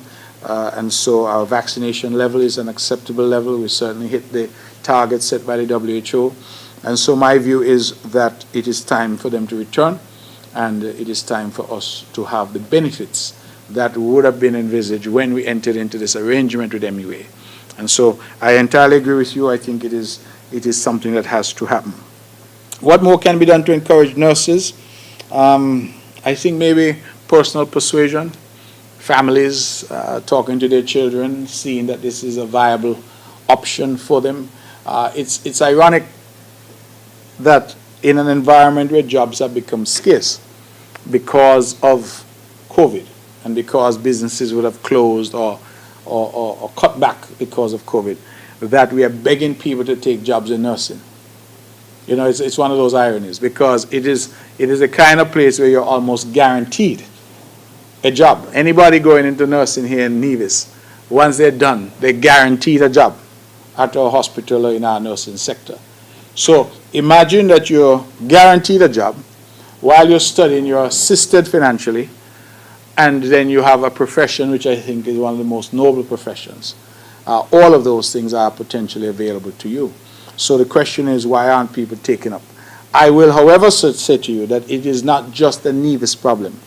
It is not just a Sinkis Nevis problem. It's a global problem, because even countries great like the United States and others have been poaching nurses from Jamaica and from wherever they could find them. So that's a very real concern. I am not sure what more we can do, because, as I said, we're assisting with the training financially, we're guaranteeing them a job when they're done, and we think that it's a noble profession to enter, being a nurse.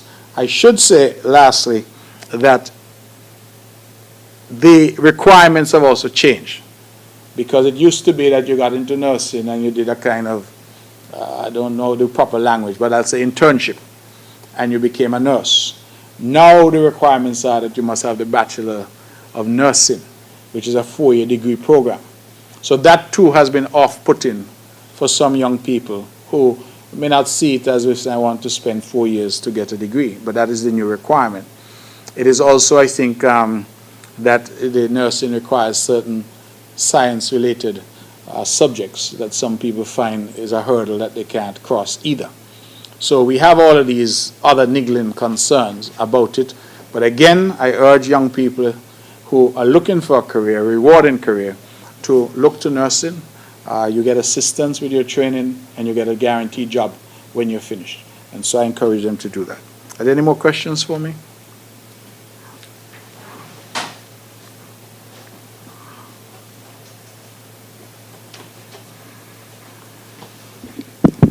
Good morning. I am a journalist here today representing BHC Media, and you can find us on Facebook and YouTube. Question number 1. The extension work at the Alexandria Hospital began 5 years ago. As a result of poor planning and chaotic construction practices, the hospital is still not completed. The hospital will now have to be redesigned at a cost of $5 million. Then, of course, it will have to be rebuilt at the cost of $20 million.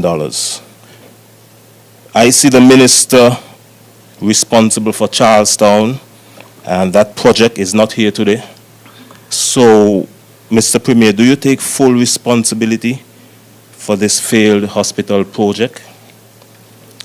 Question number 2. 10 years ago, your CCM administration abandoned new dialysis machines at the hospital. Today, almost 10 years after, 90 Nevisians lost their lives as a result of kidney failure. Do you take responsibility for the deaths of Nevisians who suffered from kidney failure? Question number 3. The fountain, Mount Lily, Newcastle, and the road leading up from Shaw's Road all the way up, to, which is supposed to connect to Fountain, are all in poor condition. I also took note that the minister responsible for all those bad roads in St. James is not here today. So again, Mr. Premier, do you take full responsibility?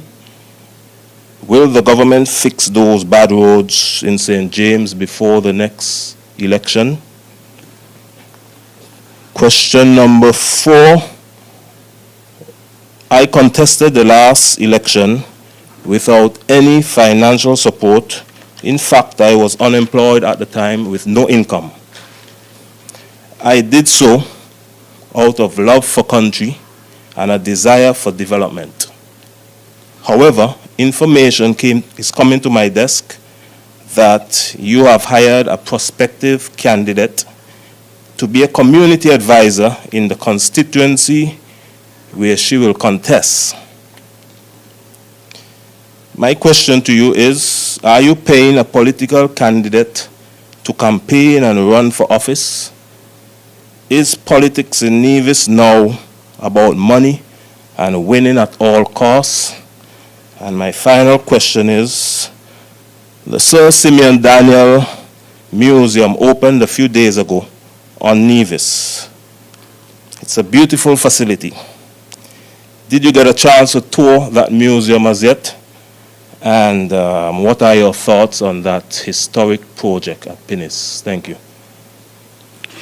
Okay, thank you, Mr. Hanley.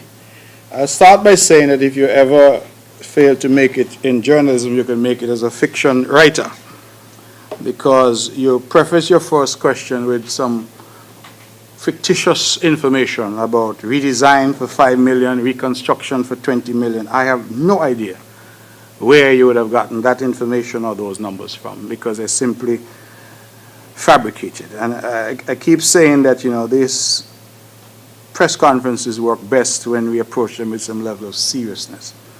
I don't mind that people want to make a political statement, but at least let it be based on fact, so that we can have a factual conversation and not have to waste time dealing with things that are fabricated and that clearly make no sense and advance us not even 1 inch insofar as the development of the island is concerned. I believe I addressed the hospital project. That question was asked by a journalist earlier, and I indicated where we are with that project. The project has been delayed. Twin factors: 1, COVID, and 2, the fact that we had to do a redesign for the interior. Both of those are done, and the project is proceeding. We expect substantial completion on the project this year.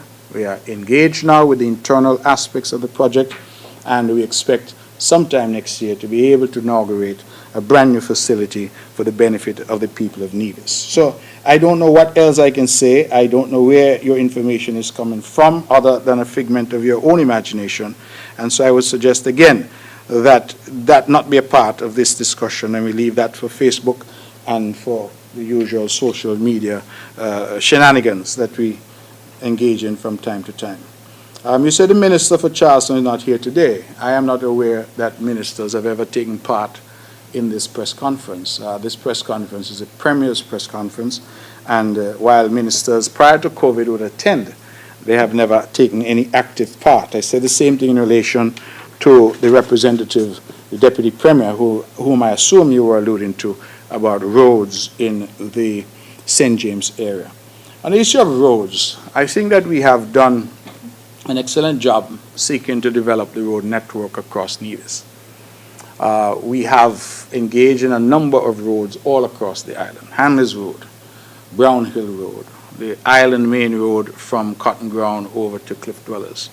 We have done the road in Shaw's Road. We have done roads up in Braziers. We have done roads in farms. We have done roads across the length and breadth of the island of Nevis. In fact, we have been criticized, saying that we're doing too many roads. We have been subject to criticism by the same opposition that now makes the claim that there are roads that need to be done. And this schizophrenic approach to politics is really difficult for me to comprehend, because it seems like some people are saying one thing, other people are saying something else. On the one hand, you're doing too many roads. That is not development. On the other hand, there are these roads to be done. Short answer, Mr. Hand, is that we are seeking to do the roads as our resources permit. We have currently in discussions to do the rest of the Island Main Road, which would take us from Cliff Dwellers over to Newcastle by the new police station and fire station. And we are hopeful that we can conclude those discussions and embark on that particular project in short order. We are currently doing Butler's Road, which is in the St. James's area, a commitment that we had made, and a road that had not been touched for well over 50 years. So we are seeking to bring development and bring better infrastructure as we go. But I don't know of any country, barring those that have vast resources, that are able to do all the roads that are necessary to be done all at once. It is a process, and we will continue to do the roads as we can and as our resources permit.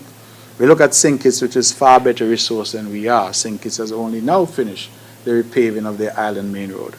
So it is something that is a part of development. It is a process that we have to engage in. But I don't see the need to make this into an issue because I think that there are many people all around Nevis who complain about the condition of their road. But we understand that we must do them as we can. The people of Bath, for example, have waited long. The people of Brownhill waited a long time.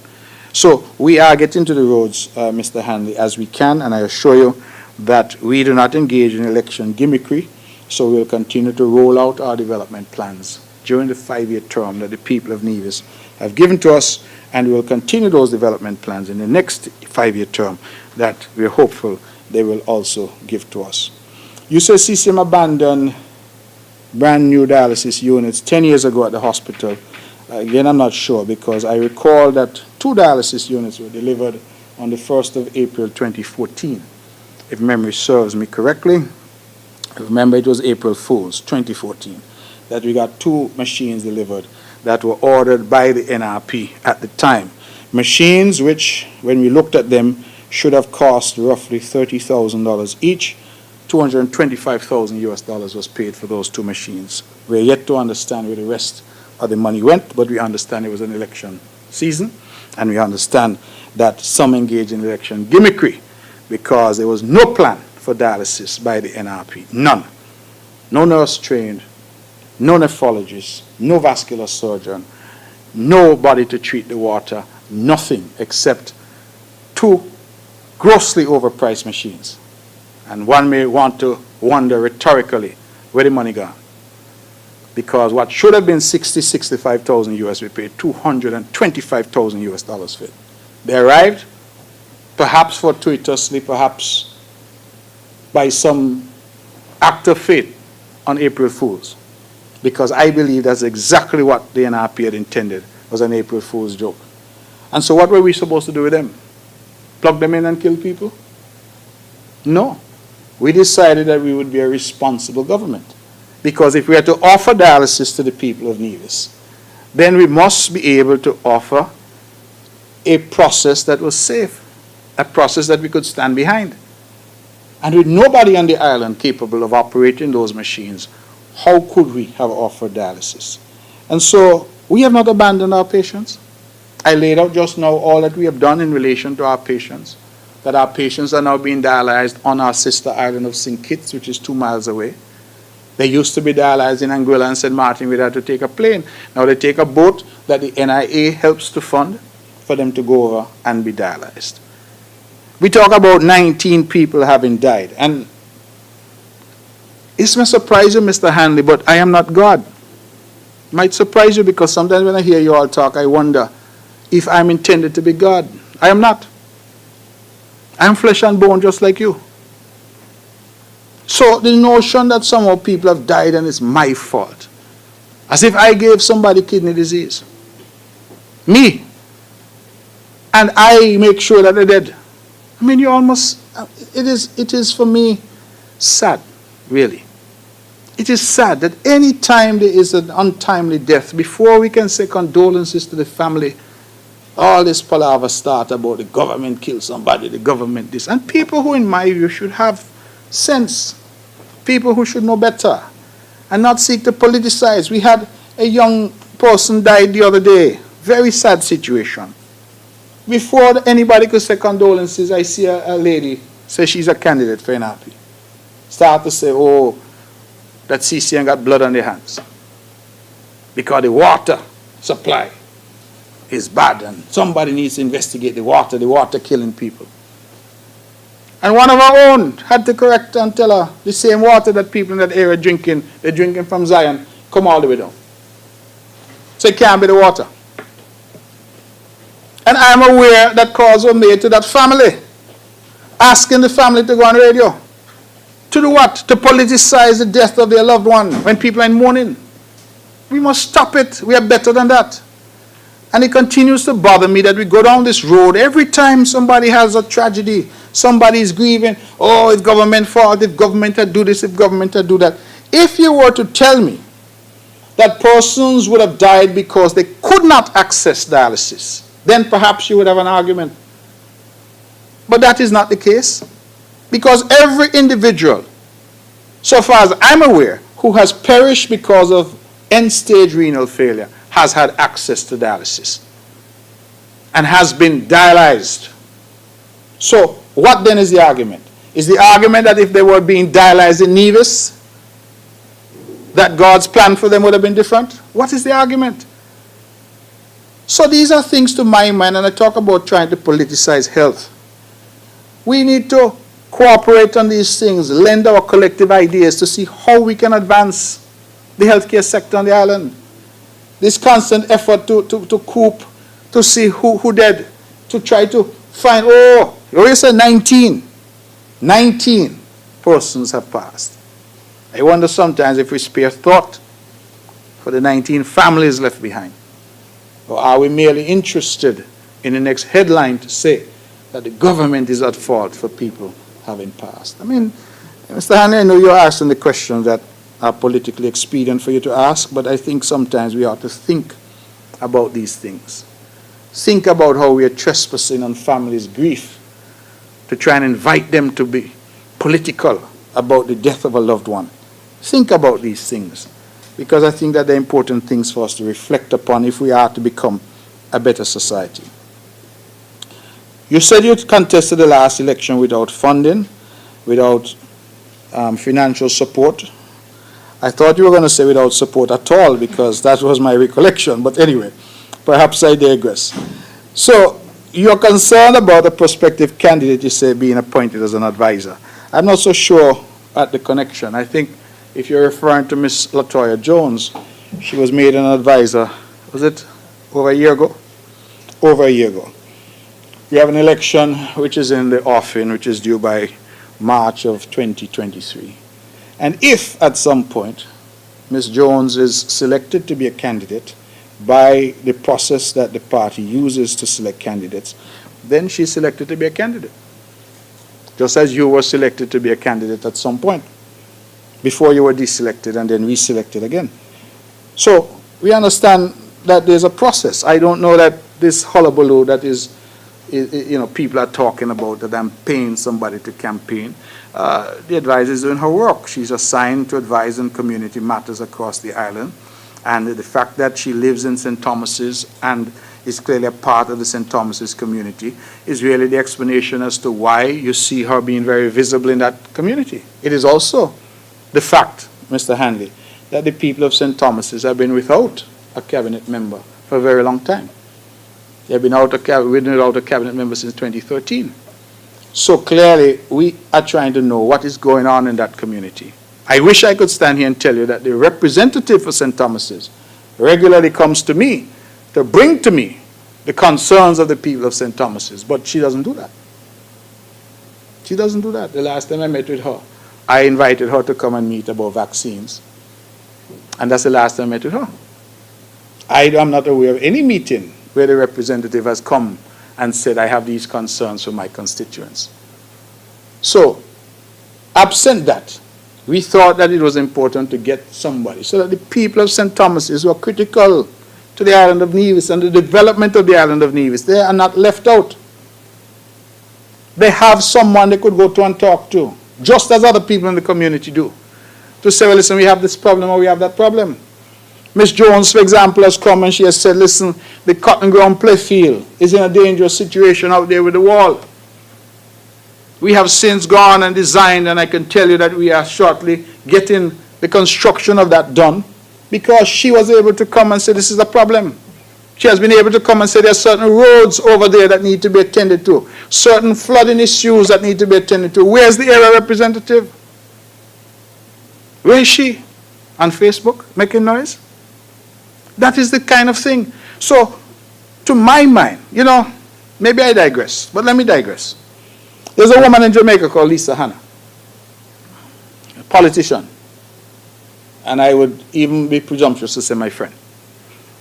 And I see Lisa Hanna on her social media. You know what she's doing? With the government representative, she's in opposition, in her constituency up in Ocho Rios, touring various sites saying, listen, my constituents need this done. My constituents need that done. That's what representation is about. So where is the representative from St. Thomas's, Mr. Handley? I don't see her. I don't hear her. So absent her willingness to engage, we have decided that we want somebody who could be able to take the concerns of the persons not only of St. Thomas's but of the other areas and bring them so that we as a cabinet can look at them. And I believe that that is innovative. It is something that should be encouraged rather than discouraged. And so I leave that there. If there are concerns about Ms. Jones being a candidate, well, I believe those concerns should be addressed at such time as she's announced as a candidate. I'm not aware that she's ever been announced as a candidate for any political party. So Simeon Daniel, you said museum was opened. You asked if I've had a tour. The answer is no. I have not been invited to have a tour, nor have I gone on my own volition. And so I don't know, I can't speak to the quality that you spoke of. I will take your word for it that it's top quality, but I have not myself been able to attend. So I hope I've answered your questions. I believe I've touched them all. Thank you. Any further questions for me?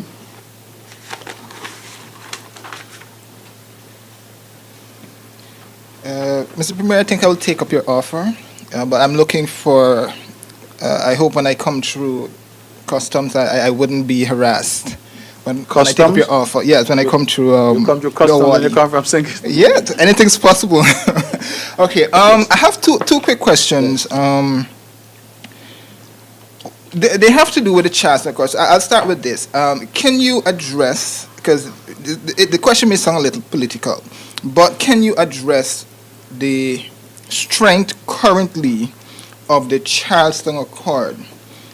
In light of the fact that there have been, quote-unquote, a lot of chatter, a lot of rumors surrounding that the Prime Minister may be looking to run for a third term. Can you clear the air on that? As well as since on Tuesday rather, since the People's Action Movement had their press conference, they would have indicated that you would be the featured speaker at the convention next month. Coming out of that, there's still more chatter that, hey, maybe CCM and PAM would look to correlate and run. Can you clear the air on that and the strength of the Charleston Accord at this point in time? What am I clearing the air on, Mr. April? I mean, I'm not so sure. You're asking me to clear the air. PAM has said I will be their featured speaker. It's not the first time that I've spoken at the PAM convention, and I look forward to it. The PAMites have been in unity with us. We are all one family politically, and I see no issue there. As I said, I've spoken there before, so I don't know why this is newsworthy. The Charleston Accord is strength. I think that some aspects of the Charleston Accord have worked well. Other aspects have not worked as well. One of the aspects I alluded to was the CBI and the sharing. The Charleston Accord said in uncertain terms that it would be shared on a pro rata population basis. On that basis, Nevis should get roughly 30% or thereabouts of the CBI proceeds. If you do the math and you work out 30% of $588 million, you get a sense that Nevis is nowhere close to what the Charleston Accord mandated. The Charleston Accord also spoke to issues such as two-term limits and that. And, you know, I have heard the chatter myself, Mr. Abel.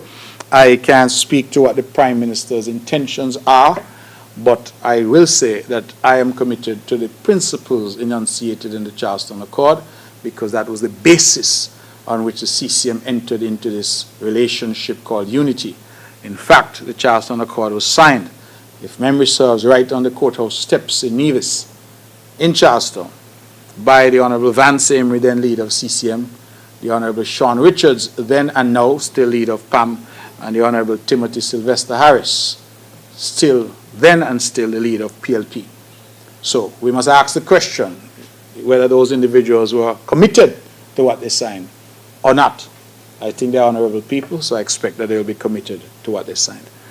Mr. Amory is no longer there, but that mantle has been passed to me, and I am certainly committed to the principles outlined in the Charleston Accord. So I can't make it any plainer than that. Any further questions for me? Okay, ladies and gentlemen, it looks like that's it. I want to thank all of you for coming. I want to thank you for the questions, for a robust exchange, and I look forward to seeing you at the next press conference, which I hope to be able to host in another month or so. Thank you all very much, and thank you to all who tuned in and all who listened. Thank you.